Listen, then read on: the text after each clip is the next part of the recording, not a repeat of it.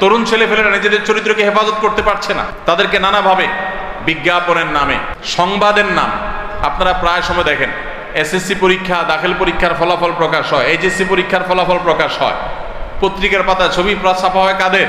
মেয়েদের। কেন ছেলেরা পরীক্ষা দেয় না? পশ্চিমারা ওদের কাপড় চোপড় খুলে ফেলছে, শেষ। ওদের ফ্যামিলি ব্যবস্থাপনা ভেঙে পড়েছে, মুখ থুবড়ে পড়েছে, পরিবার ব্যবস্থাপনা জিরো। আমি প্রায় সময় একটা কথা বলি, আমরা যদি পশ্চিমাদের চাইতে জ্ঞানে, বিজ্ঞানে, তথ্য প্রযুক্তিতে, অবকাঠামোতে, কলকারখানাতে, অন্যান্য আবিষ্কারে তাদের থেকে আমরা যদি 500 বছর পিছিয়ে থাকি, পারিবারিক ব্যবস্থাপনায় ওদের চাইতে আমরা 1000 বছর এগিয়ে আছি।